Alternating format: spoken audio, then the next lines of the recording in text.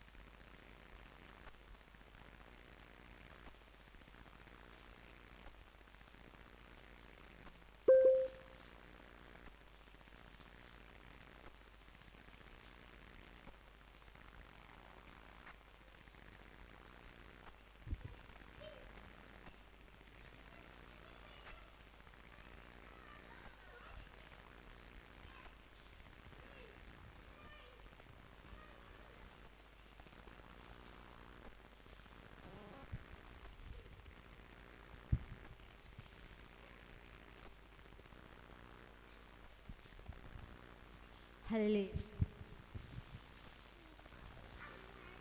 దీనుడా అజేయుడా ఆదరణ కిరణమా పూజ్యుడా పరిపూర్ణుడా ఆనంద నిలయమా దీనుడా అజేయుడా ఆదరణ కిరణమా పూజ్యుడా పరిపూర్ణుడా ఆనంద నిలయమా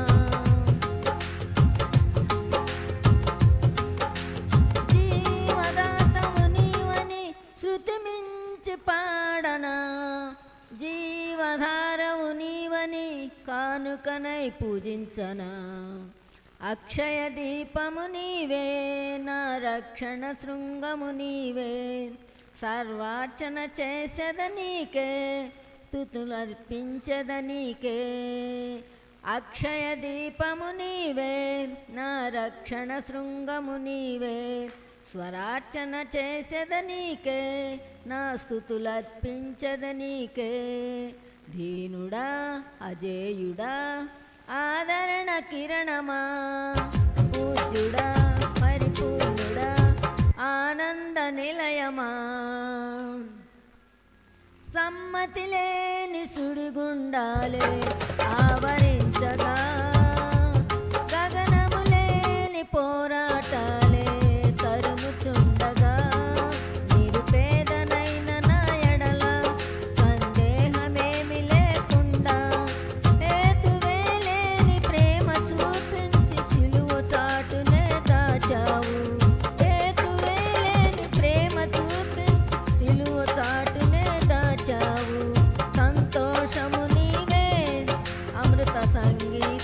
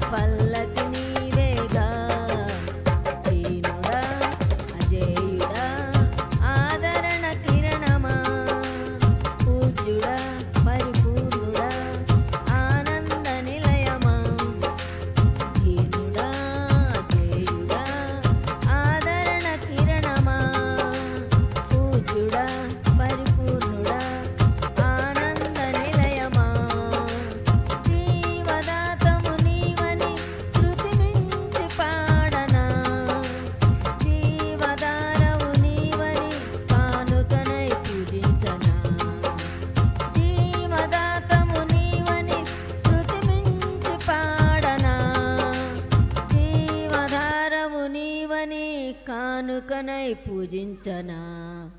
అక్షయ దీపము నీవే, నా రక్షణ శృంగము నీవే. స్వరార్చన చేసేద నీకే, నా స్తుతులర్పించద నీకే. దీనుడా అజేయుడా ఆదరణ కిరణమా, పూజ్యుడా పరిపూర్ణుడా ఆనంద నిలయమా. హల్లెలూయా.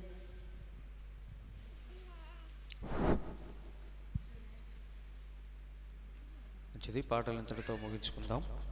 మరి ఈ సమయంలో వాక్య భాగంలోనికి వెళ్ళబోయే ముందుగా మనందరం ఒక్కసారి లేచి నిలబడదాం.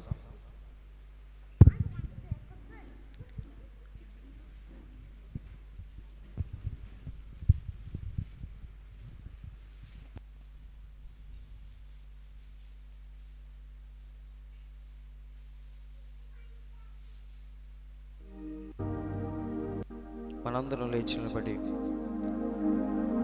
ఆ దేవాతి దేవునికి కొద్ది నిమిషాలు మన స్తుతులు చెల్లించుకుందాం.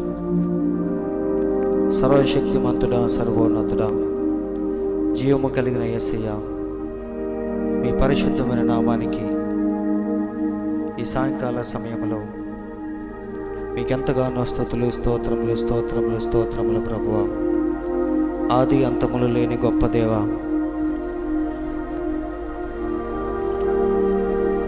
ఈ సాయంకాల సమయంలో మమ్మల్ని ప్రేమించి కొద్ది నిమిషాలు ప్రభువా మాతో సంచరించమని, మాతో ముచ్చటించమని, మీ యొక్క మెల్లని స్వరాన్ని మాకు వినిపించమని ప్రార్థిస్తున్నాం ప్రభువా. ఈ లోకంలో మన్ను నిన్ను స్తుతించలేదు కాబట్టి మమ్మల్ని మట్టికి మార్చకుండా ఈరోజు వరకు సజీవులుగా వచ్చిన గొప్ప దేవా, మీకు స్తోత్రములు స్తోత్రములు స్తోత్రములని ప్రతి ఒక్కరూ ప్రార్థనలో ఉందాం.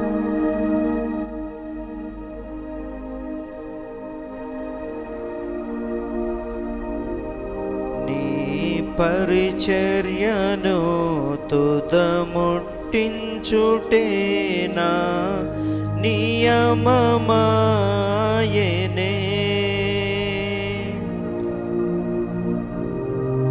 నీ సన్నిధిలో పొందుకోరి నీ స్నేహితుడానైతిని. నీ పరిచర్యను తుదముట్టించుటేనా నియమమాయనే. నీ సన్నిధిలో నీ పొందుకోరి స్నేహితుడానైతిని. ఆహా నా ధన్యత, ఓహో నా భాగ్యము, ఏమని వివరింతును, ఏమని వివరింతును. ఆహా నా ధన్యత, ఓహో నా భాగ్యము, ఏమని వివరింతును, ఏమని వివరింతును. నేనెందుకని నీ సొత్తుగా మారితిని. యేసయ్యా నీ రక్తముచే కడుగబడినందునా, నీ అనాది ప్రణాళికలో హర్షించెను నా హృదయ సీమా. నీ అనాది ప్రణాళికలో హర్షించెను నా హృదయ సీమా. నేనెందుకని నీ సొత్తుగా మారితిని.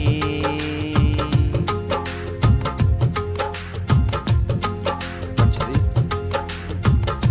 అందరం అలాగే ప్రార్థనలో ఉండగా పరిశుద్ధ గ్రంథంలో నుండి ఆదికాండము 3వ అధ్యాయము మొదటి నుంచి కొన్ని మాటలు చూద్దాం. ఆదికాండము 3వ అధ్యాయము మొదటి నుంచి మరి వరుసనే చదువుదాం.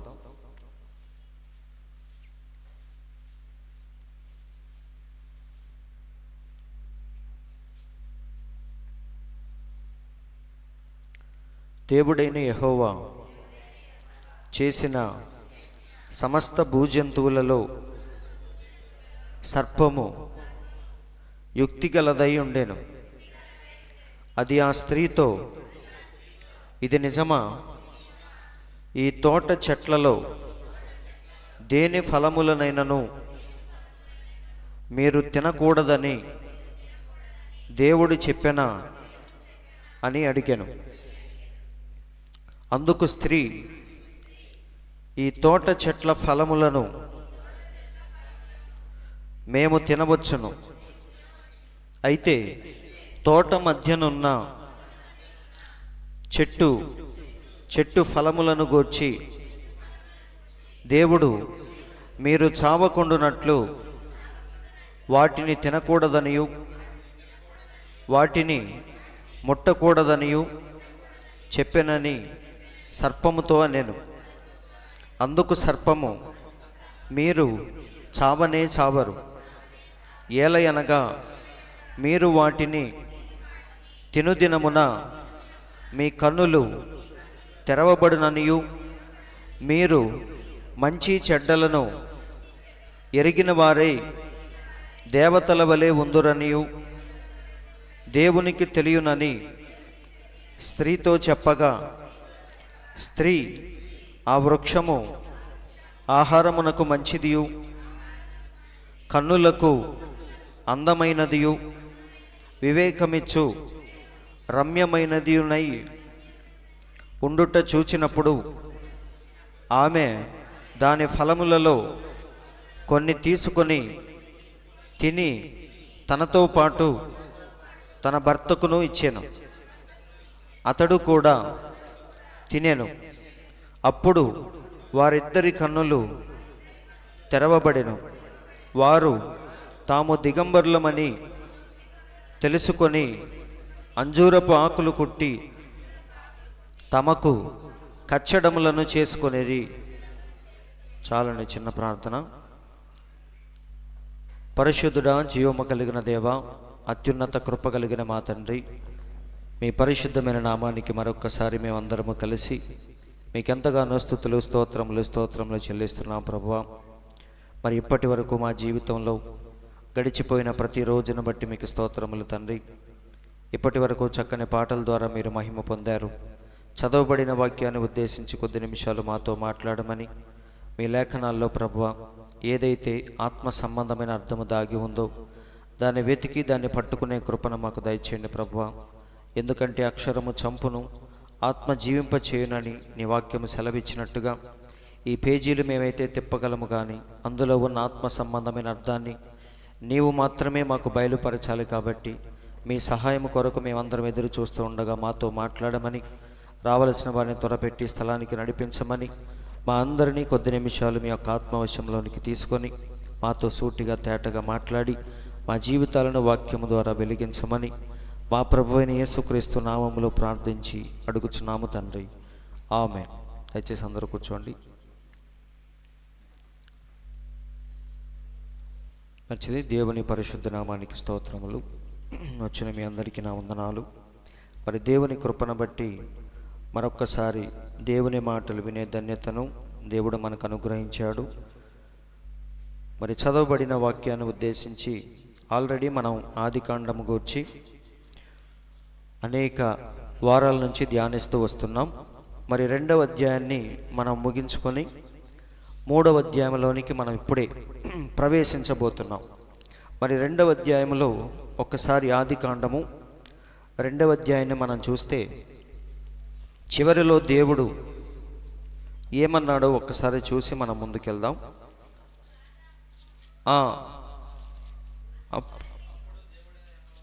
అప్పుడు దేవుడైన యెహోవా కాబట్టి 2వ అధ్యాయంలో దేవుడు చేసిన ఒక ప్రాముఖ్యమైన పని ఏంటంటే ఆదాముకు గాఢ నిద్ర కలుగజేసి అతడు నిద్రించుచున్నప్పుడు, కాబట్టి ఆదాములో నుండే అవ్వను బయటికి తీశాడని ఆల్రెడీ మనం విన్నాం, అవునా? సో పక్కటెముకల్లో నుంచి దేవుడు ఒక ఎముకను తీసి ఆ ప్లేస్ను మాంసముతో పూడ్చి అవ్వగా నిర్మించి తీసుకొచ్చి పక్కన నుంచోబెట్టాడు. అప్పుడు ఆదాము వెంటనే చూసి ఏమన్నాడంటే, ఎవ్వరూ చెప్పకుండానే గుర్తుపట్టాడు, ఇది నా ఎముకలో ఎముక, నా మాంసములో మాంసము, ఇది నాలో నుంచి తీయబడింది కాబట్టి నారి అనబడును అని వెంటనే ఆమెను హత్తుకున్నారు. కాబట్టి వారిద్దరూ ఏక శరీరమై ఉంటారని దేవుడు భార్యాభర్తల సంబంధం గురించి చాలా చక్కగా వివరించాడు. అవన్నీ మనం ఆల్రెడీ చూసాం, అవునా? లోకములో ఉన్న ప్రతి భర్త, ప్రతి భార్య, వారి గురించి దేవుడు ఎందుకు చెప్తున్నాడంటే, ఫైనల్గా యేసుక్రీస్తు, భర్త అయిన యేసుక్రీస్తుకి అలాగే వధువని చెప్పుకునే మనకి మధ్య ఉన్న సంబంధము గురించి దేవుడు మాట్లాడుతూ వచ్చాడు, అవునా? అయితే లాస్ట్లో వాళ్ళిద్దరూ ఎలా ఉన్నారంటే, కాబట్టి పురుషుడు తన తండ్రిని తల్లిని విడిచి తన భార్యను హత్తుకొనును, వారు ఏక శరీరమై ఉంటారు. అది ఆల్రెడీ మనం చూసాం. అయితే అప్పుడు ఆదామును అతని భార్యయు వారిద్దరూ ఎలా ఉన్నారు? దిగంబరులుగా ఉండిరి, అయితే వారు సిగ్గు ఎరుగక ఉన్నారు. ఈ ఒక్క వచనం గురించి మనం ఒకసారి చూడాలి. ఎందుకంటే చాలామందికి వచ్చే డౌట్ ఏంటంటే, ఆదాము అవ్వలు ఏదేను తోటలో దిగంబరులుగా ఉన్నారు, అయితే వారికి సిగ్గు అనేది లేకుండా ఉంది. చాలామంది చెప్పేది ఏంటంటే, ఆది కాండములో ఏదేను తోటలో వారు నిత్యత్వములో ఉన్నారు, అంటే పరలోకములో ఉన్నారని చాలామంది చెప్తూ ఉంటారు. ఎందుకంటే ఏదేను తోట అనేది అది పరలోకమే, అది నిత్యత్వమే అని చాలామంది చెప్తూ ఉంటారు. ఎందుకంటే పాపము చేసి ఆదాము పడిపోయినప్పుడు నిత్యత్వము నుండి కాలం అనే ఊబిలో పడిపోయాడు అని ప్రవక్త చెప్పిన దాన్ని పట్టుకొని చాలామంది ఏమంటారంటే, వారు నిత్యత్వములో ఉన్నారు, పరలోకములో ఉన్నారు. నిత్యత్వం అంటే అర్థం ఏంటి చెప్పండి? నిత్యత్వం అంటే ఎటర్నిటీ, అంటే పరలోకమే కాదా? నిత్యత్వం అంటే పరలోకం. అంటే ఆదాము అవ్వలు ఏదేను తోటలో వారు ఎక్కడున్నారు? ఆ ఏదేను తోట పరలోకమే అని చాలామంది చెప్తా ఉంటారు, అవునా? వారు ఉన్నది నిత్యత్వం అని, అది పరలోకమని చాలామంది చెప్తారు. అందుకే నిత్యత్వములో ఉన్నారు కాబట్టి వారికి వాక్య శరీరం ఉంది అని చెప్తారు. ఎందుకంటే పరలోకములో ఎవరైనా ఉండాలి అంటే ఖచ్చితంగా వాక్య శరీరాలతోనే ఉండాలి. ఎందుకంటే బైబిల్లో ఏమనుంది? రక్త మాంసములు దేవుని రాజ్యాన్ని స్వతంత్రించుకోవని పౌలు చాలా స్పష్టంగా చెప్పాడు. కాబట్టి ఇప్పుడు ఆదాము అవ్వలు ఏదేను తోటలో వాక్య శరీరముతో ఉండి నిత్యత్వములో ఉన్నారు, పరలోకములో ఉన్నారని చాలామంది బలంగా నమ్ముతారు. అయితే ఎప్పుడైతే ఆదాము పాపం చేశాడో, అవ్వ ఎప్పుడైతే పాపంలోనికి పడిందో, అప్పుడు వెంటనే వారికి ఉన్న వాక్య శరీరం ఏమైపోయింది? ఎగిరిపోయింది, వెళ్ళిపోయింది అని చాలామంది చెప్తారు. కాబట్టి ఈ విషయం గురించి కొద్దిగా మనం ఆలోచించాలి. నిజంగా వారు పాపంలోనికి వెళ్ళగానే వాక్య శరీరం వెళ్ళిపోయిందా? అసలు వాక్య శరీరం లేకుండా వాళ్ళు ఉన్నారా?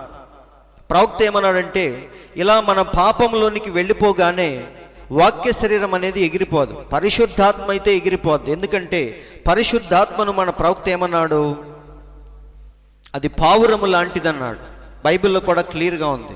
మన దేవుడు భూమి మీద బాప్తీసం తీసుకున్నప్పుడు పరిశుద్ధాత్మ ఎలా వచ్చింది? పావుర రూపంలో వచ్చి మన దేవుని మీద అలా వాలటం బాప్తీస్మం ఇచ్చి యోహాను చూశాడు. కాబట్టి పరిశుద్ధాత్మను బైబిల్లో ఒక పావురముతో పోల్చాడు దేవుడు కానీ మన ప్రవక్త కానీ ఎవరైనా సరే. కాబట్టి పావురము ఎప్పుడు దేని మీదకి వచ్చిందంటే గొర్రె మీద మాత్రమే వాలిద్దని మన ప్రవక్త చెప్పాడు, అవునా? ఒకసారి చూద్దాం. నాయకత్వం అనే ప్రసంగంలో ప్రవక్త చెప్తున్నాడు, గొర్రె పిల్ల మీదకి పావురము దిగి వచ్చుట. పావురము ఎప్పుడు కూడా దేని మీదకి దిగి వచ్చింది? గొర్రె పిల్ల మీదకే పావురం అనేది ఎప్పుడైనా సరే దిగి వచ్చింది. గొర్రె పిల్లను నడిపించుటకు అది దానిని వధకు నడిపించెను. కాబట్టి గొర్రె పిల్లల్ని నడిపించేది పరిశుద్ధాత్మ రూపములో ఉన్న పావురం. దానికి సాదృశ్యం ఏంటంటే లోకములో పావురాలు ఎక్కువగా గొర్రెల మీదకే వాలతి అని మన ప్రవక్త చెప్పాడు. అది దేన్ని చూపిస్తుందంటే ఒక వ్యక్తిని, దేవుని కుమారుణ్ణి, గొర్రె పిల్లల లాంటి మనల్ని పరిశుద్ధాత్ముడైన దేవుడే మనల్ని నడిపిస్తూ ఉంటాడు. దానికి సాదృశ్యమే గొర్రెపిల్ల మీదకి పావురము దిగివచ్చుట. కాబట్టి గొర్రెపిల్ల మీదకి పావురము దిగివచ్చుట గొర్రెపిల్లను నడిపించుటకు, అది దాన్ని వధకు నడిపించెను. ఆ పావురము మరే విధముకు జంతువు మీదకి దిగి రాజాలదు. ఏమంటున్నాడు ప్రవక్త? గొర్రెపిల్ల మీదకు మాత్రమే పావురం వచ్చింది, కానీ వేరే ఏ జంతువు మీదకి పావురం అనేది రాదు అంటున్నాడు ప్రవక్త. కాబట్టి మరే విధముకు జంతువు మీదకి దిగి రాజాలదు. ఎందుకనగా అవి రెండు ఒకే స్వభావము కలిగినవిగా ఉండవలెను. ఎందుకు ప్రత్యేకించి గొర్రె మీదకే దిగి వచ్చింది పావురం అంటే, ఆ రెండు ఒకే స్వభావము కలిగి ఉంటాయి. అవునా? అది జంతువు, ఇది పక్షి, కానీ స్వభావం మాత్రం రెండు ఒకటే అంటున్నాడు ప్రవక్త. అందుకే పావురము వస్తే గిస్తే ఎక్కడికి వచ్చింది? గొర్రెపిల్ల మీదకే దిగిద్ది అని అంటున్నాడు. అవి రెండును ఒకే స్వభావము కలిగినవిగా ఉండవలెను. చూసారా? పావురము ఒక తోడేలుపై కూర్చున్నచో, గొర్రెపిల్ల మీద కాకుండా తోడేలు మీదకి వచ్చిందనుకో, అప్పుడు ఏమైంది? ఆ తోడేలు గుర్తుపెట్టును లేదా అరుచును. అప్పుడు పావురము ఎగిరిపోవలసి ఉండును. సో పావురం ప్రత్యేకించి గొర్రె మీదకి ఎందుకు వచ్చిందంటే, అది మధ్యలో జర్కులు ఇవ్వదు. అదే తోడేల మీదకి వస్తే అది ఏం చేసిద్ది? మధ్యలో జర్కులు ఇవ్వటం, అరవటం, ఇవన్నీ చేసినప్పుడు పావురం ఏమైపోద్ది? ఎగిరిపోద్ది. సేమ్ అలాగే పరిశుద్ధాత్మ పావురములాగా మన మీదకి వచ్చినప్పుడు, ఎప్పుడైతే మన జీవితం సరిగ్గా ఉంటుందో ఆ పావురం మనతోనే ఉంటుంది. మళ్ళీ మనం ఎప్పుడైతే తప్పటడుగు లేస్తామో ఆ పావురం ఏమైపోద్ది? ఎగిరిపోద్దని ప్రవక్త చెప్తున్నాడు. కాబట్టి ఎగిరిపోయేది పరిశుద్ధాత్మ కానీ వాక్య శరీరము కాదు. వాక్య శరీరం రావటం, ఎగిరిపోవటం ఇటువంటి ఏమి ఉండవు. ఎందుకంటే అది శరీరము లాగే వాక్య శరీరము కూడా ఒక నివాసం అని పౌలు చెప్పాడు. మనం చనిపోయిన తర్వాత ఎందులోకి వెళ్తాం? ఆ వాక్య శరీరంలోనికి వెళతాం. కానీ పరిశుద్ధాత్మ ఎలాంటిదంటే పావురము లాంటిది. కాబట్టి అది మనల్ని నడిపించడానికి వచ్చింది. మనం ఎప్పుడైతే కరెక్ట్గా జీవిస్తామో అది మనతోనే ఉంటుంది. మళ్ళీ మనం ఎప్పుడైతే లోతు భార్యలాగా తప్పటడుగు లేస్తూ ఉంటామో అది వెంటనే అక్కడి నుంచి ఎగిరిపోద్ది, పారిపోద్ది అంటున్నాడు. ఇక్కడ చూడండి, ఇప్పుడును అంతే, మన చెడు మార్గముల వలన పరిశుద్ధాత్మ ఎగిరిపోవును. కాబట్టి మనం తప్పు చేస్తే ఎగిరిపోయేది వాక్య శరీరం కాదు, పరిశుద్ధాత్మ పావురము లాగా ఉంటుంది. కాబట్టి అది సెన్సిటివ్గా ఉంటుంది. పావురం అంటే నిజంగా పావురం అని కాదండి, పావురానికి సాదృశ్యం. అయితే ఎందుకు ఎగిరిపోద్ది అంటున్నాడు? పరిశుద్ధాత్మ అనేది చాలా సెన్సిటివ్. సెన్సిటివ్ అంటే ఏంటి? నువ్వు కొంచెం చెడుగా ఆలోచించినా సరే పరిశుద్ధాత్ముడు నీ దగ్గర ఉండడు. వింటున్నారండి? మంచి ఆలోచనలు, తలంపులు ఉన్నప్పుడే పరిశుద్ధాత్ముడు నీ దగ్గర ఉంటాడు, నేను నడిపిస్తూ ఉంటాడు. మధ్యలో ఏమైనా సరే నువ్వు తప్పటడుగు లేచినప్పుడు అది నీతో ఎంత మాత్రం కూడా ఏకీభవించదు, అది పావురం వలె ఎగిరిపోద్ది అని ప్రవక్త అంటున్నాడు. కాబట్టి మనం తప్పు చేస్తే ఎగిరిపోయేది వాక్య శరీరము కాదు, పరిశుద్ధాత్మ నడిపింపు మన దగ్గర నుంచి వెళ్ళిపోద్ది. కాబట్టి చూడండి, ఒకే స్వభావము కలిగి ఉండవలెను. పావురము ఆకాశ పక్షి, భూమిపై సాత్వికమైన జంతువు గొర్రెపిల్ల, అవి రెండును ఏకీభవించగలవు. పరిశుద్ధాత్మ, ఇది చూడండి, పరిశుద్ధాత్మ మన పైకి వచ్చి మనలను నూతన సృష్టిగా చేసినప్పుడు ఆయన మనలను నడిపించగలడు. కానీ మనము ఆ పాత జీవితమే జీవించినచో అది మన పని, అది పని చేయదు, అది పని చేయజాలదు. కాబట్టి ఎప్పుడైతే మనం తప్పుడు మార్గంలోనికి వెళతామో పరిశుద్ధాత్మ ఏమైపోద్ది? ఎగిరిపోద్ది. కాబట్టి ఎగిరిపోవటం, రావటం ఇవన్నీ వాక్య శరీరానికి కాదు, పరిశుద్ధాత్మకే. కాబట్టి రెండిటికి కన్ఫ్యూజ్ అవ్వద్దు. చాలామంది ఏమంటారంటే, అవ్వమ్మ ఎప్పుడైతే పాపము చేసిందో, పాపపు ఆలోచనలు ఎప్పుడైతే వచ్చినాయో అప్పుడు వెంటనే థియోఫనీ, వాక్య శరీరం ఆమెను విడిచి వెళ్ళిపోయింది అంటారు. వింటున్నారా? అలా వెళ్ళిపోయేది పరిశుద్ధాత్మ కానీ వాక్య శరీరము కాదు. అసలు వారికి వాక్య శరీరం లేదు కాబట్టే అపవాది వచ్చి వారిని మోసగించగలిగాడు. వింటున్నారని? వాక్య శరీరము గనక ఉంటే వాక్యానికి అపజయం అనేది లేదు. వాక్యము నీ లోపల ఏముందో చూసిద్ది. వచ్చిన వాడు సర్పమా అపవాద వెంటనే అవ్వ పసిగట్టేది. కాబట్టి ఎందుకు ఈ విషయాలు చెప్తున్నానంటే ఇక్కడే కన్ఫ్యూజ్ అయ్యే ఛాన్స్ ఉంది. చాలామందికి వర్తమానంలో కానీ ఎక్కడైనా సరే వారు కన్ఫ్యూజ్ అవ్వటానికి ఛాన్సెస్ ఎక్కువ ఉన్నాయి. కాబట్టి ఎవరైనా ఏదైనా చెప్పాలంటే ప్రవక్త చెప్పిన మాటల్ని ఆధారము చేసుకొని మనం మాట్లాడాలి. నీ సొంత అభిప్రాయాన్ని, నా సొంత అభిప్రాయాన్ని చెప్పటానికి వీలు లేదు. వింటున్నారండి? ఎందుకంటే మీరు వచ్చింది నా అభిప్రాయాలు వినటానికి కాదు, దేవుడు ఏం చెప్తున్నాడో వినటానికి మీరందరూ వచ్చారు. కాబట్టి ఇక్కడ నిలబడి నా సొంత అభిప్రాయాలు కాదు చెప్పాల్సింది, దేవుని యొక్క వాక్యాన్ని మీ ముందు కనపరచాలి.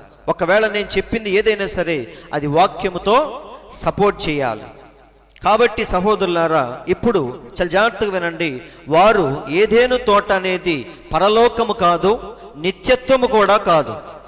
మరి ఏంటది? చాలా జాగ్రత్తగా చూడండి. ఏదేను తోట అనేది పరలోకానికి సాదృశ్యం, అది నిత్యత్వానికి సాదృశ్యం. వారున్న స్థితి ఏంటి? వారికి ఇక్కడ మరణము, నిజమే మరణము లేదు, రోగము లేదు, ముసలితనము లేదు, వారు అలా జీవిస్తూ ఉన్నారు. అది దేన్ని చూపిస్తుందంటే అదే నిత్యత్వం అని కాదు, నిత్యత్వానికి సాదృశ్యం అది. వింటున్నారండి? ఇక్కడ ఉన్న ఏదేను తోట దేనికి సాదృశ్యం? పరలోకానికి సాదృశ్యమే కానీ అదే ఒరిజినల్గా పరలోకము కాదు. ఎందుకంటే దానికి ఆధారాలు మీకు చూపిస్తాను. ఇప్పుడు పరలోకము లేదా నిత్యత్వం రెండు ఒకటే. వింటున్నారండి? పరలోకము లేదా నిత్యత్వం, అందులో ఫస్ట్ ఏంటంటే మనము దిగంబరులుగా ఉండము. కానీ ఆదాము అవ్వలు ఎలా ఉన్నారు? వారు దిగంబరులుగా సిగ్గు ఎరుగక ఉన్నారు. కానీ పరలోకములో మనందరం ఎలా ఉంటాం? బట్టలు లేకుండా ఉంటామా? బట్టలు ధరించి ఉంటామా? ఇంకా చెప్పాలంటే తెల్లని వస్త్రములు ధరించుకొని ఉంటామని లేఖనాలు స్పష్టంగా సాక్ష్యం ఇస్తున్నాయి. ఒకసారి ప్రకటన గ్రంథం 4వ అధ్యాయము 4వ వచనాన్ని చూద్దాం. వీళ్ళు ఎవరంటే సింహాసనము చుట్టూ ఉన్న 24 పెద్దలు. ఇటు 12 సింహాసనాలు, ఇటు 12 సింహాసనాలు ఉన్నాయి. దేవునికి దగ్గరగా ఉండే పెద్దలు వాళ్ళు, సింహాసనానికి దగ్గరగా ఉంటారు. ఎలా ఉన్నారో చూద్దాం. సింహాసనములందు 24 పెద్దలు ఏం ధరించుకొని? తెల్లని వస్త్రములు ధరించుకొని తమ తలల మీద సువర్ణ కిరీటములు పెట్టుకున్న వారై కూర్చుండిరి. ఇది పరలోకంలో. పరలోకంలో మనుషులు ఎలా ఉన్నారో మనం రేపు నిత్యత్వానికి వెళ్ళిన తర్వాత ఎలా ఉంటామో తెలియజేసే వాక్యాలు ఇవి. అవునా? అలాగే ఇంకా చూద్దాం. ఇప్పుడు 5వ ముద్రలో మనం ఏం చూస్తాం? బలిపీఠము కింద ఉన్న ఆత్మలను చూసామా లేదా? వారందరూ ఏమంటున్నారు? నాదా సత్యస్వరూపి, ఎందాక మా నిమిత్తం పగ తీర్చుకోకుండా ఉంటావు అని కేకలేస్తున్నారా లేదా? అప్పుడు వారిలో ప్రతివానికి దేవుడు ఏమిచ్చాడు? ఇక్కడ చూడండి 6:10. వారు నాదా సత్యస్వరూపి పరిశుద్ధుడా, ఎందాక తీర్పు తీర్చకయు మా రక్తము నిమిత్తము భూనివాసులకు ప్రతిదండన చేయకయు ఉందువని బిగ్గరగా కేకలు వేసిరి.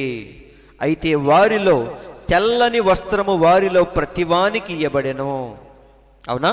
ఇక్కడ బలిపీఠము కింద ఉన్న ఆత్మలకి తెల్లని వస్త్రాలు ఉన్నాయి.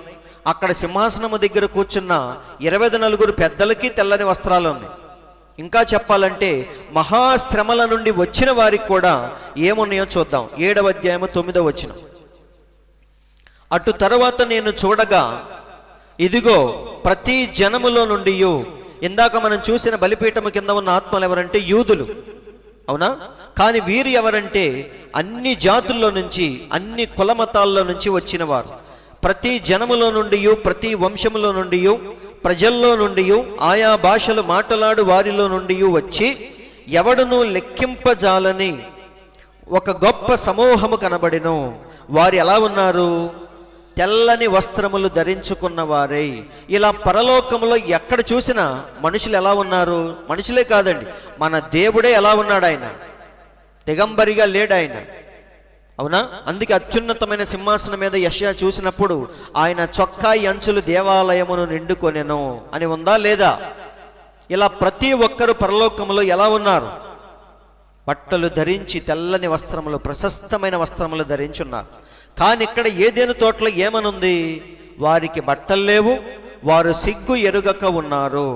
కాబట్టి ఏదేను తోట అనేది పరలోకానికి ఒక చక్కని సాదృశ్యమే కానీ అదే ఒరిజినల్గా పరలోకమనే కాదు. అది భూమి మీద ఉన్న దేవుడు ఏర్పాటు చేసిన ఒక అద్భుతమైన వనం, తోట. కాబట్టి ఫస్ట్ది ఏంటి? పరలోకములో ఎవరు దిగంబరులుగా ఉండరు. రెండవది ఏంటో చూద్దాం. భార్యాభర్తల సంబంధం కూడా ఉండదు అక్కడ. అవునా? ఇక్కడ దేవుడేమన్నాడు? వారిరువురు ఏక శరీరమై ఉందరు, పురుషుడు తన తల్లిని తండ్రిని విడిచి భార్యను హత్తుకొనును, వారు ఏక శరీరమై ఉంటారు. అవునా? ఆదాము కూడా ఏమన్నాడు? నా శరీరములో శరీరం, నా ఎముకలో ఎముక, నా రక్తములో రక్తం అని చెప్పేసి ఆమెను హత్తుకున్నాడా లేదా? కాబట్టి ఇలాంటి కార్యక్రమాలు అంటే భార్యాభర్తల సంబంధం అనేది పరలోకములో లేనే లేదు. అక్కడ అందరూ ఎలా ఉంటారంటే సహోదరులుగా ఉంటారు. అందుకే మన ప్రవక్త ఒకసారి యాజకులు ఏమన్నారు? ఒక మంచి క్వశ్చన్ అడిగారు మన దేవుణ్ణి. ఏంటది? ఒక ఆమె భూమి మీద 7 చేసుకొని చచ్చిపోయింది, ఎవ్వరికీ పిల్లలు లేరు. ఎందుకు చేసుకుంది అసలు 7 చెప్పండి? పిల్లలు లేరు కాబట్టి 2వ వాడిని చేసుకుంది పిల్లలను పుట్టిద్దామని. వాడికి పుట్టలేదు, చచ్చిపోయాడు భర్త. మళ్ళీ 3వ వాడిని చేసుకుంది, పిల్లలు లేకుండా వాడు చచ్చిపోయాడు. ఇట్లా వరుసబెట్టి 7 పెళ్లి చేసుకుంది. ఇప్పుడు పరలోకములో ఎవడి పక్కన నిలబడిద్ది అని అడిగారు. చూడండి 12:23 మార్కు సువార్త. పునరుద్ధానమందు వారిలో ఎవనికి ఆమె భార్యగా ఉండునో. చాలా విచిత్రమైన డౌట్లు వస్తూ ఉంటాయి. మన దేవుణ్ణి చూడగానే వాళ్ళకి ఎక్కడ లేని డౌట్లు వస్తూ ఉంటాయి. నిజమండి, శిష్యులకు వచ్చిన డౌట్లు వేరు. శిష్యులకు వచ్చిన డౌట్ ఎలా ఉంది? చాలా పర్ఫెక్ట్గా ఉంది. వారికి వచ్చిన డౌట్లు ఏమని? నువ్వు మెస్సయ్య అని మేము నమ్ముచున్నాం, కానీ నువ్వు రావటానికి ముందు ఏలియా రావాలి కదా, అది కదా లేఖనం అని డౌట్ అడిగారు. అది మంచి డౌట్. కానీ వీరికి వచ్చిన డౌట్లు ఏంటి? పరలోకంలో ఆమె ఎవరికి భార్యగా ఉంటుంది? నువ్వు దేవుని కుమారుడు అయితే ఒక సూచక క్రియ చేయి, మేము నమ్ముతాం. ఇలాంటి డౌట్లన్నీ అడుగుతున్నారు. కాబట్టి దేవుడేమన్నాడు? ఆమె 7 భార్య అయ్యను కదా, మరి పునరుద్ధానములో ఎవరికి భార్యగా ఉంటుంది అన్నప్పుడు దేవుడేమన్నాడు? అందుకు యేసు నోరుందని ఏది పడితే అది అడగమాకండి. దేవుడు అదే అంటున్నాడు. లేఖనములను గాని దేవుని శక్తిని గాని ఎరుగకయే ఎరుగక పోవుట వలననే పొరబడుచున్నారు. చూడండి, వారు మృతుల్లో నుండి లేచినప్పుడు పెండ్లి చేసుకొనరు, పెండ్లికియ్యబడరు గాని పరలోకమందున్న దూతల వలె ఉంటారు. కాబట్టి పరలోకములో నిత్యత్వములో భార్యాభర్తల సంబంధం అనేది ఉండదు. అందుకే మన ప్రవక్త మొదటి భార్య ఎవరు? అవునా? ఇప్పుడు ఆమె చనిపోయింది. చనిపోయిన తర్వాత పాపం 4 సంవత్సరాల వరకు పెళ్లి చేసుకోవాలి ఆయన. నాకు నా భార్య కావాలన్నట్టుగా ఉన్నాడు. కానీ మొదటి భార్య చనిపోయేటప్పుడు మాట తీసుకుంది. ఏమని? నువ్వు ఖచ్చితంగా ఇంకొక పెళ్ళి చేసుకోవాల్సిందే. ఎందుకంటే రేపు నువ్వు సేవ చేస్తావు, ఎక్కడెక్కడికో తిరిగి వస్తావు. పిల్లలంటే ఎవరో ఒకరు పెంచుతారు, కానీ నిన్ను చూసుకోవటానికి ఒక ఆమె ఖచ్చితంగా ఉండాలి అని చనిపోయేటప్పుడు కూడా భర్త యొక్క శ్రేయస్సు గురించి ఆలోచించింది ఆమె. సరే, 4 ఏళ్ల తర్వాత ఆమె మెడాను పెళ్లి చేసుకుంటాడు, మనందరికీ తెలిసిందే. అయితే చాలా రోజుల తర్వాత దేవుడు ఆయన్ని ఒక్కసారి ఎక్కడికి తీసుకెళ్ళాడు? 6వ పరిమాణములోనికి, పరలోకానికి వెళ్ళాడు. వెళ్ళినప్పుడు పరిగెత్తుకుంటా ఎవరొచ్చారు? చనిపోయిన మొదటి భార్య పరిగెత్తుకుంటా వచ్చింది. వింటున్నారండి? ఇప్పుడు వచ్చి నన్ను బిల్లి హనీ అని పిలిచిద్దేమో అనుకుంటాడు ఆయన. ఎందుకంటే భూమి మీద ఉన్నప్పుడు ఏమని పిలిచేది? ఇద్దరు హనీ హనీ అని పిలుచుకునేవాళ్ళు. ఇప్పుడు కూడా వచ్చి నన్ను హనీ అని పిలిచి కౌగిలించుకుంటుందేమో అనుకుంటే ఆమె వచ్చి ఏం చేసింది? పరిగెత్తుకుంటా వచ్చి సహోదరుడా బ్రహ్మాం అని చెప్పేసి ఆయన్ని వాటేసుకుంది, కౌగిలించుకుంది. అందరూ ఆలకిస్తున్నారు. ఆ కౌగిలిలో ఎలాంటి మానవ ఎమోషన్స్ కానీ ఫీలింగ్స్ కానీ ఏమీ లేవని మన ప్రవక్త చెప్పాడు. వింటున్నారండి?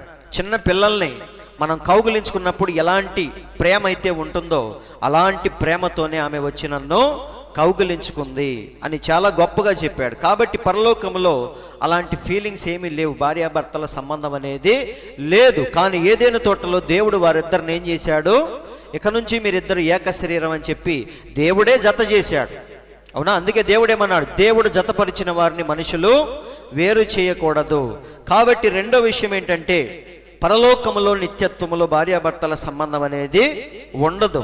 మూడవది ఏంటంటే వారు చూడటానికి కూడా ఎలా ఉంటారు? దేవదూతల వలె ఉంటారు. ఈ విషయం దేవుడే చెప్పాడు భూమి మీద ఉన్నప్పుడు, అవునా? కాబట్టి అందుకే మన యేసయ్య భూమి మీదకి వచ్చినప్పుడు ఎలా వచ్చాడు?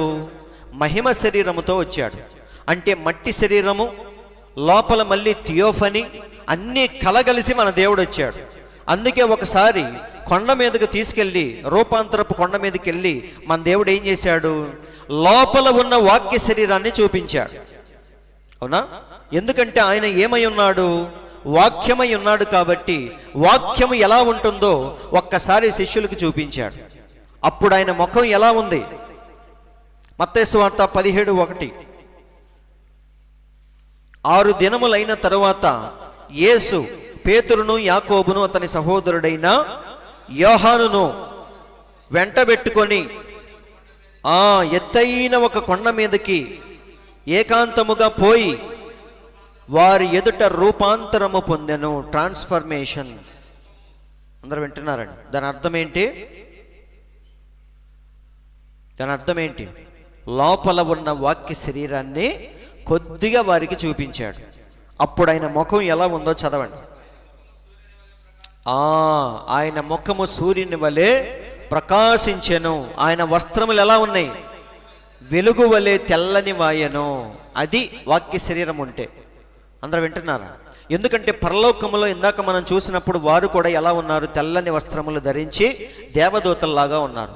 ఇక్కడ యేసయ్య కూడా రూపాంతరపు కొండ మీద కొద్దిగా వారికి చూపించినప్పుడు సేమ్ అలాగే ఉన్నాడు, అవునా? సూర్యునిలాగా ముఖం మెరుస్తుంది. వస్త్రాలు ఎలా ఉన్నాయి? వెలుగు వలె తెల్లగా మెరిసిపోతున్నాయి. కాబట్టి యేసయ్య భూమి మీదకి వాక్య శరీరముతో వచ్చాడు. కానీ ఆది కాండములో ఏదైనా తోటలో ఆదాము అవ్వలు వాక్య శరీరాన్ని విడిచి భూమి మీదకి వచ్చారు. అందరూ వింటున్నారండి? మొదటి అధ్యాయములో వారికి వాక్య శరీరాలు ఉన్నాయి, అది నిజమే. కానీ 2వ అధ్యాయంలో మట్టి శరీరంలోనికి దేవుడు పంపించేటప్పుడు వాక్య శరీరాన్ని పక్కన పెట్టి కేవలం వారి ఆత్మలను మాత్రమే మట్టి శరీరంలో ఉంచాడు. అయితే వారు ఎందుకు మరణము, రోగము, ముసలితనము లేని జీవితాన్ని గడుపుతున్నారంటే వారు వాక్యాన్ని ఏం చేస్తున్నారు? వారు వాక్యములో ఉన్నారు. వాక్యం అనే గీత లోపల ఉన్నారు. కాబట్టి వారికి మరణము, రోగము, ముసలితనము ఏమీ లేదు. సంసోను చాలా ఈజీగా 1000 మందిని కొడుతున్నాడు. ఎందుకు? సంసోను ఎక్కడున్నాడు? నాజీరు వ్రతములో ఉన్నాడు. కాబట్టి మాట్లాడితే 1000 మందిని కొడుతున్నాడు ఆయన. అలాగే ఆదాము అవ్వలు కూడా వాక్యం అనే వలయములో ఉండి రోగము, మరణము, ముసలితనము ఏమీ లేని రాజ్యాన్ని, జీవితాన్ని వారు గడుపుతూ ఉన్నారు. అలా వాక్యానికి లోబడినంత కాలం వారిని ఏ దుష్టుడు కూడా తాకలేదు. వారు అలాగే ఉన్నారు, ఎంజాయ్ చేస్తున్నారు చెప్పాలంటే. అందరూ వింటున్నారండి? అలాంటి పరిస్థితిలో దుష్టుడు వచ్చి ఏం చేశాడు? చూడండి. కాబట్టి ఏదేను తోట అనేది మళ్ళీ చెప్తున్నాను, పరలోకానికి అదొక సాదృశ్యమే కానీ అదే పరలోకం కాదు. వారు ఉన్న స్థితి ఏదైతే వారు మరణము, రోగము, ముసలితనము లేని స్థితిలో ఉన్నారో వారు ఆ స్థితి దేనికి సాదృశ్యం అంటే నిత్యత్వానికి సాదృశ్యం. రేపు మనం చనిపోయిన తర్వాత ఈ స్థానములోనికి మళ్ళీ వెళ్ళబోతున్నాం. ఏ స్థానములోనికి? రోగము, మరణము, ముసలితనము లేని స్థితిలోకి మనం వెళతాం. ఏదేను తోటలోకి వెళ్తామని కాదు. చాలామంది ఏమంటారు? మళ్ళీ తిరిగి దేవుడు మనల్ని ఏదేనులోకి నడిపిస్తాడు అని చాలామంది చెప్తా ఉంటారు. ఏదేను తోటలోకి వెళితే మరి దేవుడు 1000 ఏండ్ల రాజ్య పరిపాలన ఎక్కడ స్థాపిస్తానని చెప్పాడు? పరిశుద్ధమైన పట్టణం దిగి వస్తుంది కదా, ఆల్రెడీ మనం విన్నాం. అది ఎక్కడికి దిగి వస్తుంది? పరిశుద్ధమైన స్థలం ఏది భూమి మీద? యెరూషలేము కదా, అక్కడికి దిగి వస్తుంది. కాబట్టి దేవుడు మనల్ని నడిపించేది ఆ పరిశుద్ధమైన పట్టణంలోనికి 1000 ఏండ్ల రాజ్య పరిపాలనలో. అంతేగాని తిరిగి మళ్ళీ ఏదేను తోటలోకి వెళ్తామని కాదు. అందరికి అర్థమైందా లేదా? ప్రవక్త చెప్పాడు, ఏదేను నుండి మనం పడిపోయాం, తిరిగి మళ్ళీ ఏదేనుకు దేవుడు నడిపిస్తాడు అంటున్నాడంటే మళ్ళీ ఎక్కడో టర్కీ దేశంలో కొండల మధ్య, సరస్సుల మధ్య ఏదేను తోట ఉంది కదా, మళ్ళీ అక్కడికి వెళ్తాం, బట్టలు లేకుండా తిరుగుతామని కాదండి దాని అర్థం. వింటున్నారా? అలాంటి స్థితిలోకి మనం వెళ్తాం. ఏ స్థితి అది? మరణము, రోగము, ముసలితనము ఏమీ లేని స్థితి. పాపము లేకముందు వారు ఏ జీవితాన్ని అయితే గడిపారో మళ్ళీ అలాంటి జీవితాన్ని దేవుడు మనకి ఇవ్వబోతున్నాడు. కాబట్టి ఇవన్నీ ఏంటంటే దానికి సాదృశ్యాలు.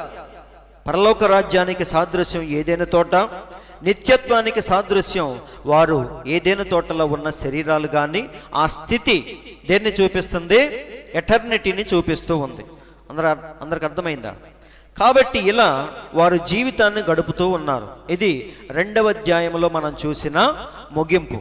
అయితే వీరు ఇలా హ్యాపీగా ఎంజాయ్ చేస్తూ ఉన్నప్పుడు ఏవో కళ్ళు వారిని గమనిస్తూ ఉన్నాయి. వింటున్నారండి? ఎక్కడైనా సరే సక్సెస్ఫుల్గా మన జీవితాన్ని గడుపుతూ ఉన్నప్పుడు, హ్యాపీగా మనం ఉంటున్నప్పుడు 1000 కళ్ళు మనల్ని చూసి కుళ్ళుకుంటా ఉంటాయి. అవునా కాదా? వాడు అంచెలంచెలుగా పైకి వెళ్ళేటప్పుడు కింద నుండి చూస్తూ ఉంటారు. దేనికి? ఈడెప్పుడు కిందకే పడిపోతాడా? వింటున్నారండి? పైకి మాత్రం క్లాప్స్ కొడతా ఉంటారు. గొప్పోడు అయ్యావు, అమెరికా వెళ్ళావు, చాలా సాధించావు. వింటున్నారండి?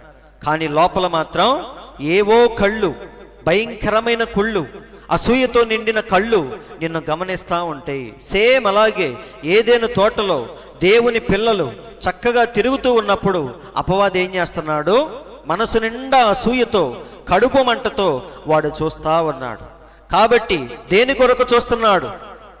తగిన సమయం కొరకు వాడు ఎదురు చూస్తూ ఉన్నాడు. ఏదైనా తోటలోనే కాదండి, ఈరోజు కూడా, ఈ క్షణము కూడా వాడి కళ్ళు మన మీద ఉంటానే ఉంటాయి. వాడు వెతుకుతూ ఉంటాడు. మనం వెళ్ళేటప్పుడు దొరుకుతామా? ఇంట్లో ఉన్నప్పుడు దొరుకుతామా? ఉద్యోగం చేసేటప్పుడు దొరుకుతామా?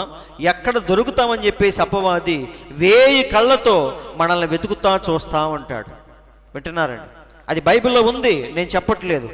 వాడు ఎక్కడున్నాడు? మీకు డౌట్ రావచ్చు, ఈడు అసలు ఏదైనా తోటలో ఏం చేస్తున్నాడు అని. అవునా? దేవుడే చెప్పాడు ఎహెచ్కేల్లో ఏమని? దేవుని తోటయగు ఏదేనులో నీ ఉంటివి. ఎవడి గురించి ఈ మాటలు?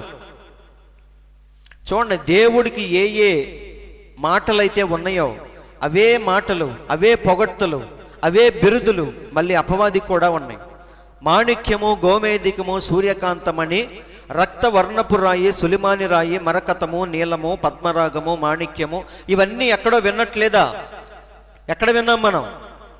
యోహాను 4వ అధ్యాయంలో పైకి పరలోకానికి వెళ్ళినప్పుడు మన దేవుడు సింహాసనం మీద ఇలాగే ఉన్నాడు. ఎలా ఉన్నాడు? సూర్యకాంత పద్మరాగములను పోలి మన దేవుడు ఉన్నాడా లేదా? ఆ సింహాసనము చుట్టూ ఏముంది? మరకతం ఉందా లేదా? కాబట్టి మళ్ళీ వీడి కూడా ఇంచుమించుగా అలాంటి తేజస్సుతోనే దేవుడు తయారు చేశాడు. తయారు చేసినప్పుడు అయితే తర్వాత అవన్నీ దేవుడు తీసేశాడు అనుకోండి. కానీ వాడు ఎలా ఉన్నాడు? అభిషేకము నొందిన కెరూబులాగా, మాణిక్యము, గోమేదికము, సూర్యకాంతమని, రక్తవర్ణపు రాయి, సులిమాని రాయి. కాబట్టి ఇవన్నీ ఘనత ఎవరికి? మన దేవునికి. మళ్ళీ అదే ఘనత దేవుడు ఎవరికి ఇచ్చాడు? లూసిఫర్కి ఇచ్చాడు. ఇచ్చి పక్కనే కూర్చోబెట్టుకున్నాడు. అయితే దాన్ని చూసి వాడు మనసులో ఏం చేశాడు? ఇక దేవుడికి నాకు తేడా ఏముంది అనుకున్నాడా లేదా? పక్కన కూర్చున్నంత మాత్రాన వారు మనము ఒకటని కాదండి. అందరూ వింటున్నారా? సీఎం గారు వచ్చి కుర్చీ వేసుకుని మన పక్కన కూర్చోవచ్చు, కూర్చొని సరదాగా మనతో ఒక టీ తాగుతూ ఉండొచ్చు. అంత మాత్రాన ఆయన మనం ఒకటని కాదు. అందరూ ఆలకిస్తున్నారా? ఆయన హోదా ఆయనదే, నీ హోదా నీదే. అవునా? కాబట్టి అలాగే లూసిఫర్ని ఎప్పుడైతే దేవుడు పక్కన పెట్టుకున్నాడో బుద్ధిహీనుడు ఏమనుకున్నాడు?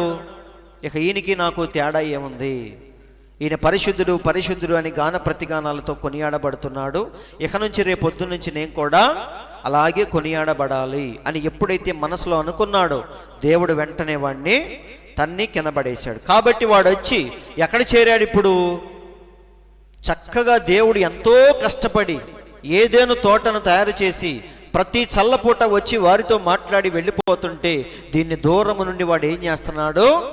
గమనిస్తూ ఉన్నాడు. ఎప్పుడు చిక్కుతారా, ఎప్పుడు దొరుకుతారా అని. మనసు నిండా ఏముంది వాడికి? భయంకరమైన అసూయ అండి. హేబేలును చూస్తే కయ్యూనికి ఏమొచ్చింది? అసూయ. దానియేలును చూస్తే పక్కన ఉన్న వాళ్ళందరికీ ఏమొచ్చింది? అసూయ. అవునా? మోషేను చూస్తే బిలాముకి ఏమొచ్చింది? అసూయ. ఇస్సాకును చూస్తే ఇష్మాయేలుకి ఏమొచ్చింది? అసూయ. కాబట్టి ప్రతి చోట ఇదే మనం చూస్తాం. చూడండి, అలాగే ఇప్పుడు కూడా వాడు సర్వలోకమును మోసపుచ్చుచు అపవాదనియు సాతాననియు పేరు గల ఆది సర్పమైన ఆ మహాఘట సర్పము పడద్రోయబడెను. పైన ఆల్రెడీ కంపు చేసి కిందకొచ్చాడు, ఇప్పుడు మళ్ళీ కంపు చేయడానికి ఎక్కడికి వచ్చాడు? ఏదేను తోటలోకి వచ్చి కూర్చొని ఎదురు చూస్తా ఉన్నాడు, ఎప్పుడెప్పుడు నాకు దొరుకుతారా అని చెప్పేసి. వింటున్నారండి? వెతికే వాడికి ఖచ్చితంగా ఏదో ఒక రోజు దొరికిద్దా లేదా? తప్పుల కోసం వచ్చేవాడికి తప్పులే దొరుకుతాయి. కాబట్టి వాడు ఎదురు చూస్తున్నాడు. సర్వలోకమును మోసపుచ్చుచు అపవాదనియు సాతాననియు పేరు గల ఆది సర్పమైన మహాఘట సర్పము పడద్రోయబడెను. అది భూమి మీద పడద్రోయబడెను, దాని దూతలు కూడా దానితో పాటు పడిపోయారు. కాబట్టి ఇప్పుడు వచ్చి ఎక్కడ చేరాడు? ఒక విషయం గమనించండి మీరు, దేవుడు దేవుని పిల్లలు ఎక్కడైతే ఉంటారో అక్కడ ఖచ్చితంగా అపవాది ఉంటాడు. అపవాది ఉన్న చోట దేవుడు ఉన్నాడు, కానీ దేవుడు ఉన్న చోట మాత్రం అపవాది కంపల్సరిగా ఉంటాడు. అది ఎక్కడైనా సరే దేవుని పిల్లలు ఇక్కడ ఉన్నారా అంటే అపవాది ఖచ్చితంగా ఇక్కడే ఉంటాడు. కాబట్టి భూమి మీద పడద్రోయబడెను. వాడు వచ్చి ఎక్కడ చేరాడు? ఇప్పుడు ఏదైనా తోటలో కూర్చొని ఎదురు చూస్తా ఉన్నాడు. అలాగే పైన ఒకసారి మన దేవుడు పరలోకంలో మీటింగ్ పెడితే అపవాది అక్కడ కూడా వెళ్ళాడా లేదా? దేవదూతలు యెహోవా సన్నిధిని నిలుచుటకై వచ్చిన దినం ఒకటి తటస్థించెను. కాబట్టి అందరూ లైన్లో వచ్చి ఆ మీటింగ్లో కూర్చుంటే ఆ దినమున అపవాది యగువాడు వారితో కూడా కలిసి వచ్చాను. వింటున్నారండి? లైన్లో వాడు కూడా ఉన్నాడు, కుర్చీలో ఫస్ట్ కూర్చున్నాడు. అందుకే దేవుడు చూడగానే ఎవరు కనిపించారు? అపవాది కనిపించాడు. అప్పుడు దేవుడు అడుగుతున్నాడు, ఎక్కడి నుంచి వచ్చావని.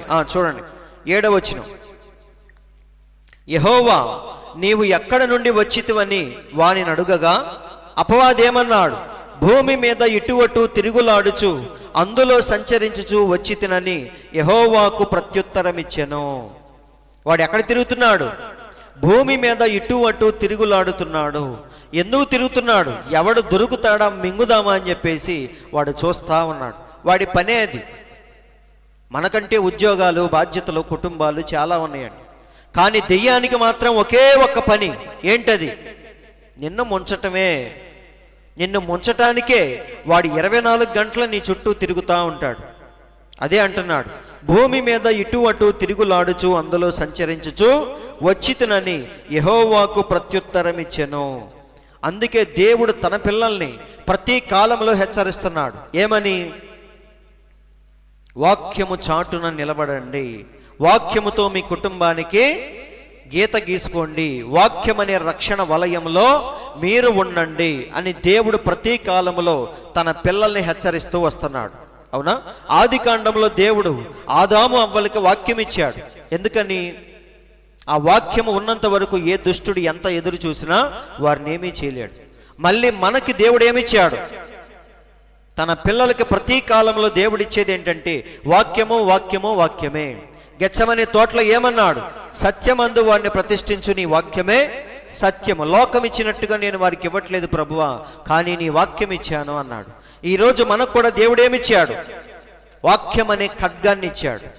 ఇక దాని ముందు ఎవడి జిత్తులు పని చేయవు, వాక్యం అనే ఖడ్గం ముందు. అందుకే ఒకసారి చూద్దాం, ఇర్మియా గ్రంథము 9వ అధ్యాయము 20వ వచనం. స్త్రీలారా అంటే పురుషులకు అక్కర్లేదా అని మీరు అడగొచ్చు, అందరికీ. కానీ ఎందుకు స్పెసిఫిక్గా స్త్రీల గురించి చెప్తున్నాడంటే చదవండి. స్త్రీలారా యెహోవా మాట వినుడి, మీరు చెవియొగ్గి ఆయన నోటి మాట ఆలకించుడి, మీ కుమార్తెలకు రోదనము చెయ్య నేర్పుడి. కుమార్తెలకు ఏమి నేర్పించాలి? ఒక 1000 రూపాయలు ఇచ్చి షాపింగ్ చేయమని కాదు. వింటున్నారండి? ఫ్రెండ్స్ అందరూ కలిసి బయటికి వెళ్తున్నారని చెప్పేసి పార్టీలకి, పబ్బులకి పంపించడం కాదు. అబ్బాయి కంటే అమ్మాయి బాగా చదివిద్ది మా ఇంట్లో అని చెప్పేసి. అమ్మాయిలు నిజంగానే బాగా చదువుతారండి, ఎక్కడైనా సరే స్త్రీలు చదువుతారు. ఎందుకంటే వారికి యావగేషన్స్ తక్కువ. ఇంకోటి, వారికి ఒక ఇన్సెక్యూర్ ఫీలింగ్ ఉంటుంది, భయం ఉంటుంది. ఏమనంటే చదవకపోతే నాకు పెళ్లి చేస్తారేమో, ఆ భయం ప్రతి స్త్రీకి ఉంటుంది. అందుకే వారు ఏం చేస్తారు? శ్రద్ధగా చదువుతూ ఉంటారు. అందుకని తల్లిదండ్రులు ఏం చేస్తారు? మా ఓడి కంటే మా అమ్మాయి బాగా తెలివైందండి, కాబట్టి ఆమెను చదివిస్తాం. వాడు చదువుతాడా చవటవుతాడా మాకు అనవసరం, వాడి గురించి దిగులు లేదు, పట్టించుకోరు కూడా. కానీ అమ్మాయిని మాత్రం అవసరమైతే అమెరికా పంపించేదాకా చదువుతారు. ఆమె నిజంగానే అమెరికా వెళ్ళి సర్వం కోల్పోయి వచ్చింది. అందరూ ఆలకిస్తున్నారు. అందరి గురించి నేను చెప్పట్లేదు, కానీ చాలామంది అలాగే మారిపోయి తిరిగి వస్తారు. అందుకే దేవుడు ఎవరికి చెప్తున్నాడు? స్త్రీలారా. స్త్రీ అంటే ఇంట్లో ఉన్న భార్యలు. ఎందుకు వారికి చెప్తున్నాడంటే, స్త్రీ, ఇంట్లో స్త్రీ ఎన్నో సువార్త? 5వ సువార్త. బైబిల్లో మనకి ఎన్ని సువార్తలు ఉన్నాయి? మత్తయి, మార్కు, లూకా, యోహాను. కానీ 5వ సువార్త ఎవరంట? ఇంట్లో ఉన్న తల్లే 5వ సువార్త. అందుకే స్త్రీలారా, యెహోవా మాట వినుడి, మీరు చెవి యొగ్గి ఆయన నోటి మాట ఆలకించుడి. కాబట్టి మీరేం చేయాలి? మీ కుమార్తెల్ని వజ్రాలలాగా కాకుండా ఎలా తయారు చేయాలి? రోదనము చేయ నేర్పుడి, ఒకరికొకరు అంగలార్పు విద్యను నేర్పుడి. వింటున్నారండి? అంటే ఏడవటం నేర్చుకోవాలా? ఏడవటం కాదండి, ప్రార్థన మీద ఎలా ఆధారపడాలో స్త్రీలు నేర్చుకోవాలి. ఎందుకంటే వారి జీవితం ఎప్పుడు ఎలా మలుపు తిరిగిద్దో తెలియదండి. తెలుసా మీకు? మంచి సంబంధం అని చెప్పేసి మనం పెళ్లి చేస్తాం, కానీ ఆ కాపురం తిరగబడితే జీవితాంతం మనం బాధపడినా ఉపయోగం ఉండదు. నేను కొంతమందిని చూశాను. పునాదిపాడులో ఒక సహోదరి ఎప్పుడు వస్తూ ఉంటుంది. వాళ్ళ అమ్మాయికి ఎవరినో ఇచ్చి పెళ్లి చేసింది, కానీ ఏ రోజు సమాధానముగా లేరు. ఎప్పుడు ఆమె ఇంటికి రావటమే, మాట్లాడటానికి వెళితే వారు పట్టించుకోరు. కాబట్టి ఆమె జీవితాంతం అలా బాధపడుతూనే ఉంది. మొన్న ఆమె కూడా చనిపోయింది, ఆ తల్లి కూడా చనిపోయింది. కాబట్టి దేవుడు ఎవరికి చెప్తున్నాడు? స్త్రీలకు చెప్తున్నాడు, మీ కుమార్తెలకు ఏమి నేర్పించాలి? మీరు సొంత కాళ్ళ మీద ఎలా నిలబడాలో నేర్పించటం కాదు, కానీ దేవుని మీద ఎలా ఆధారపడాలో మీరు నేర్పించండి. వింటున్నారండి? చాలామందికి ఏంటి, ఆడపిల్లలంటే వారు వాళ్ళ కాళ్ళ మీద ఎలా నిలబడాలో మనం నేర్పిస్తాం. వింటున్నారండి? దానివల్ల ఒక సెక్యూరిటీని వారికి మనం ఏర్పాటు చేస్తాం. కానీ అపవాది నుండి వచ్చే ప్రమాదానికి మన సెక్యూరిటీ ఎలా ఇస్తాం? వింటున్నారండి? ఈ లోకంలో ఉన్న బాధలు కష్టాలు రాకుండా ఉండాలని మనం ఏం చేస్తాం? బాగా చదివించి ఆమెను కాపాడతాం. కానీ దుష్టుడి బారి నుండి ఎవరు కాపాడతారు? అదే అంటున్నాడు, మీ కుమార్తెలకు రోదనము చెయ్య నేర్పుడి, ఒకరికొకరు అంగలార్పు విద్యను నేర్పుడి. ఎందుకో చెప్తున్నాడు, కింద చదవండి. ఎందుకు? వీధులలో పసిపిల్లలు లేకుండా, రాజమార్గములలో యవ్వనులు లేకుండా వారిని నాశనము చేయుటకై మరణము మన కిటికీలను ఎక్కుచున్నది. ఇది ఎందుకు ఏడవాలి? అంగలార్పు విద్య ఎందుకు? ఎందుకంటే వాడెప్పుడు నీ కోసం ఎదురు చూస్తూ ఉంటాడు. అవునా? వీధులలో పసిపిల్లలు లేకుండా, రాజమార్గములో యవ్వనులు లేకుండా వారిని నాశనము చేయుటకై కుర్రోళ్ళని ఏం చేస్తాడు వాడు? మీరు ఎప్పుడైనా గమనించారా? బైకుల మీద గంజాయి తాగి ఇష్టం వచ్చినట్టు 25 ఏళ్లకే ఒంట్లో ఉన్న పిప్పంతా ఏమైపోద్ది? గుజ్జు మొత్తం పోయిద్ది. 25 సంవత్సరాలకి. 30 ఏళ్లకే వాడికి షుగర్లు, బీపీలు, హార్ట్ అటాక్లు, స్టంట్లు వేసుకొని తిరుగుతూ ఉంటాడు. నిజమండి. 30 ఏళ్ల వ్యక్తి రమేష్ హాస్పిటల్లో చూశా నేను. మా ఫ్రెండ్ అంటే తెలిసిన ఆయన, ఫ్రెండ్ ఏం కాదు, పునాదిపాడులో తెలిసిన ఆయన. సడన్గా రమేష్ హాస్పిటల్లో చూశా. ఏంట్రా ఈడొచ్చాడు అనుకుంటే వాడికి ఆల్రెడీ స్టంట్ ఉంది లోపల. అవునా? ఏమైపోయింది? 25 సంవత్సరాలకే 30 ఏళ్ళకే మొత్తం పోయి 40 ఏళ్ళు రాగానే ఎప్పుడెప్పుడు పోదామా అన్నట్టుగా కనపడతాడు. కానీ పాత నిబంధనలో బైబిల్లో మీరు చూస్తే 40 ఏళ్లకు మనుషులు ఎలా ఉన్నారు? మంచి యవ్వనంలో ఉన్నారు.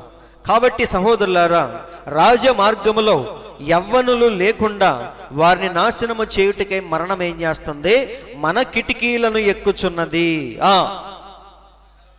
మన నగరులలో ప్రవేశించుచున్నది.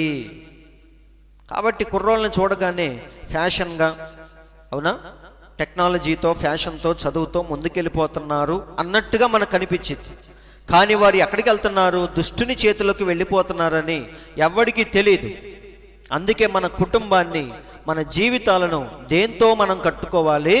వాక్యముతో, ప్రార్థనతో మన జీవితాలను మనం సెక్యూర్ చేసుకోవాలి. బ్యాంక్ బ్యాలెన్స్తో కాదండి. బ్యాంకులో 10 లక్షలు ఉంటే సురక్షితముగా ఉన్నట్టు కాదు.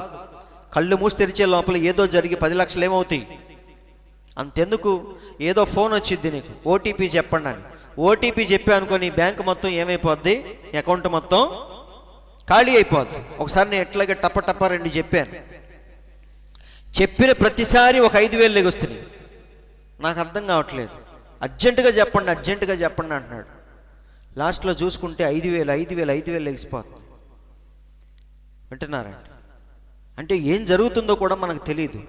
కానీ అకౌంట్లో నుంచి డబ్బులు ఏమైపోతే వెళ్ళిపోతూ ఉంటాయి. ఆ డబ్బులు మనకు తిరిగి రావు. కాబట్టి దేంతో మనం సెక్యూర్ చేసుకోవాలి చెప్పండి? బ్యాంకు బ్యాలెన్స్తో కాదు, కానీ ప్రార్థనతో, వాక్యముతోనే మనం ఏం చేయాలి? మన కుటుంబాలను సురక్షితముగా ఉంచుకోగలం. కాబట్టి దేవుడు ఏమంటున్నాడు? ఎందుకు అంగలార్పు విద్య అంటే మరణం ఏం చేస్తుంది? ఇది మీరు గుర్తుపెట్టుకోండి. కిటికీలు దేనికి ఉంటాయి చెప్పండి? ఇంటికే ఉంటాయి, అవునా? అందుకే వేగుల వారు రాహాబు వేసికి ఏమిచ్చారు? ఎర్రని దారం ఇచ్చి దేనికి కట్టమన్నారు? కిటికీకే కట్టుకోమన్నారు. కాబట్టి మన కిటికీలు ఏమెక్కుతుందంట? మరణము ఎక్కుతుంది. కాబట్టి చిక్కామంటే మాత్రం మింగేయటమే, చిక్కకుండా చూసుకోవాలి. కాబట్టి ఇక్కడ చూడండి, దెయ్యం ఏం చేస్తుంది? వారిని అలాగే చూస్తూ పసిగడుతుంది, ఎదురు చూస్తుంది తగిన సమయం కోసం. ఇప్పుడు వాడి యొక్క ఇంటెన్షన్ ఏంటో మనం చూసి ముగించుకుందాం. పర్వాలేదు, సమయం ఇప్పుడే 8 దాటింది. మనం పూర్తిగా చెప్పను, నేను జస్ట్ వాడి ఇంటెన్షన్ ఏంటో మనం చూద్దాం. ఇప్పుడు వాడి యొక్క ఎందుకు వాడు అలా చూస్తున్నాడు, వాడి మనసులో ఏముంది, ఉద్దేశం ఏంటి? అవునా? వాడు పగతో రగిలిపోతున్నాడు, అసూయతో చూస్తున్నాడు. ఇంతకీ వాడి ప్లాన్ ఏంటని ఆలోచిస్తే ఫస్ట్ది ఏంటంటే దేవుని పిల్లలు నాశనం అవ్వాలి. అదే వాడికున్న ఫస్ట్ ఆలోచన, అవునా? దేవుని పిల్లలు ఏమైపోవాలి? అందుకే బిలాము ప్రవక్త చేంజ్ చేశాడు. విగ్రహాలకు బలి ఇచ్చిన వాటిని ఎలాగోలా పెట్టు, ఇశ్రాయేలీలు గనక వాటిని తింటే వారంతా వారే ఏమైపోతారో చనిపోతారు. ఎందుకంటే బిలాము యొక్క ఇంటెన్షన్ ఏంటంటే ఇశ్రాయేలీలు మొత్తం నాశనం అయిపోవాలి. అలాగే అపవాది పిల్లలు, అపవాది ఎక్కడైనా సరే దేవుని పిల్లలు ఎప్పుడు నాశనం అవుతారా అని చెప్పేసి వాడు ఎదురు చూస్తూ ఉంటాడు. మీరు ఎక్కడైనా చూడండి, బైబిల్లో ఏ విషయమైనా సరే మీరు గమనించండి, దేవుని పిల్లల్ని ఎప్పుడెప్పుడు నాశనము చేయాలనేదే వాడి యొక్క ఉద్దేశం. అలాగే రెండవది ఏంటో చూడండి, ప్రాముఖ్యమైనది. రెండవది ఏంటంటే వాడి యొక్క దురాశలు నెరవేర్చే పిల్లలు వాడికి కూడా కావాలి. అవునా? ఏదైనా తోటలో దేవుడు ఏం చేశాడు? తన ప్రతిరూపాల్లాగా ఆదామును అవ్వను కలుగజేసి రోజు వారితో ముచ్చటించి వెళ్ళిపోతున్నాడు. అవునా? ఇప్పుడు వీడు దేనికి చూస్తున్నాడు? వారిని ఎలాగైనా సరే నాశనం చేయాలి. రెండవది ఏంటంటే వీడిలో ఉన్న దురాశలు నెరవేర్చే పిల్లలు వీడికి కూడా కావాలి. దేవుడు ఎలాగైతే ఆదాము అవ్వను కలుగజేశాడో నేను కూడా నాకంటూ కొంతమంది పిల్లల్ని మానవ జాతిలో తయారు చేయాలి అనేది వాడి యొక్క ఇంటెన్షన్, ఉద్దేశం. అయితే దానికోసం వాడు ఏం చేశాడు? వాడికి ఏం అర్థం కావట్లేదు. ఎలా? దేవుడంటే నేల మట్టిని తీసుకొని నరునిగా నిర్మించి వాడి నాసికారంధ్రములలో జీవవాయువును ఊదాడు. అప్పుడు నరుడు జీవాత్మయ్యాడు. ఇప్పుడు నేనెలా తయారు చేయాలి నా పిల్లల్ని? ప్రవక్త అంటున్నాడు, మట్టిని కొట్టాడంట. వాడు మట్టితో తయారు చేద్దామని చూశాడు, సృష్టిద్దామని చూశాడు. కానీ అపవాది దేన్ని కూడా సృష్టించలేడు. ఉన్నదాన్ని వంకర చేయగలడే కానీ కొత్త దాన్ని మాత్రం వాడు కలుగ చేయలేడు. కాబట్టి దేవునిలాగే వాడు కూడా తన పిల్లల్ని తయారు చేద్దామని ప్రయత్నించాడు, కానీ వాడి వల్ల కాలేదు. ఇక కూర్చొని ఆలోచిస్తున్నాడు, ఎలా ఎలా ఎలా అని. అప్పుడు వాడికి ఒక మంచి ఆలోచన వచ్చింది. మంచి ఆలోచన కాదు, చెడ్డ ఆలోచన. అయితే వాడికి మంచిది అది. వింటున్నారండి? ఏంటి ఆలోచన అంటే రక్తము ద్వారా మానవ జాతిలోనికి ప్రవేశించాలి. వింటున్నారండి? పలుకబడిన వాక్యముతో కలుగ చేయలేడు, మట్టిని తీసుకుని దేవుళ్లాగా తయారు చేయలేడు. ఇప్పుడు ఎలా మానవ జాతిలోనికి వెళ్ళాలి అంటే ఒకే ఒక్క మార్గం. ఏంటది? రక్తము ద్వారా మానవ యొక్క జాతిలోనికి ప్రవేశించాలి. అయితే ఏ రక్తం ఉపయోగించాలి? ఫైనల్గా ఏమనుకున్నాడు వాడు? వాడికి ఒక మార్గం కనిపించింది. ఏంటది? రక్తము ద్వారా లోపలికి వెళ్ళాలి. ఒక గాడిదకు గాడిద పుట్టిద్ది, ఒక గుర్రానికి గుర్రం పుట్టిద్ది. అయితే మనిషి మధ్యలో ఏం చేశాడు?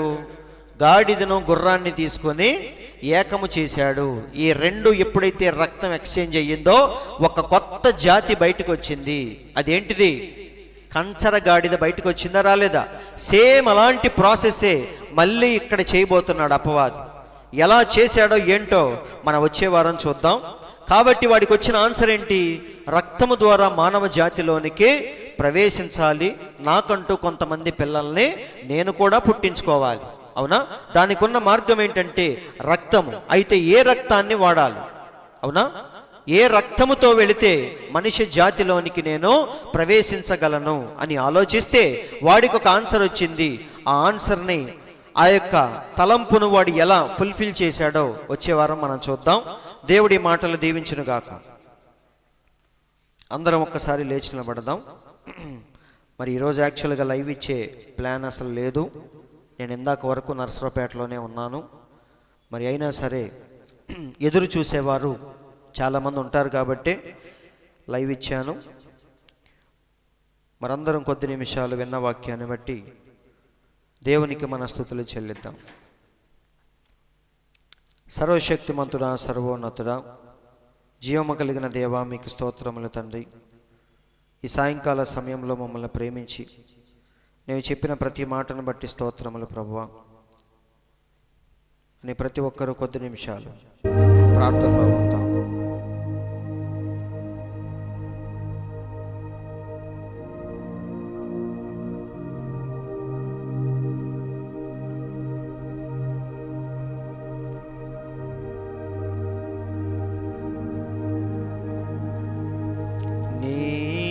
శ్రమలలో పాలొందుటయే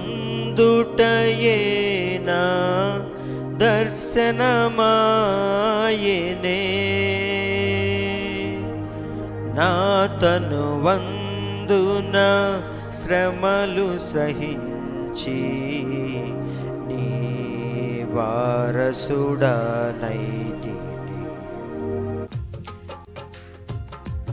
నీ శ్రమలలో పాలొందుటయే నా దర్శనమాయనే, నా తను వందున శ్రమలు సహించి నీ వారసుడనైతిని. ఆహా నా ధన్యత, ఓహో నా భాగ్యము, ఏమని వివరింతును, ఏమని వివరింతును. ఆహా నా ధన్యత, ఓహో నా భాగ్యము, ఏమని వివరింతును, ఏమని వివరింతును. నేనెందుకని నీ సొత్తుగా మారితిని, యేసయ్యా నీ రక్తముచే కడుగబడినందున, నీ అనాది ప్రణాళికలో హర్షించెను నా హృదయ సీమా. నీ అనాది ప్రణాళికలో హర్షించెను నా హృదయ సీమా. నేనెందుకని నీ సొత్తుగా మారితిని. చివరి ప్రార్థన.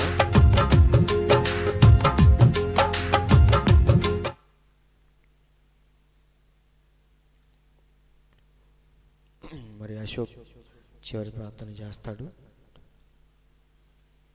చిన్న ప్రార్థన. మరి అందరూ ప్రార్థనలో ఏకీభవించండి.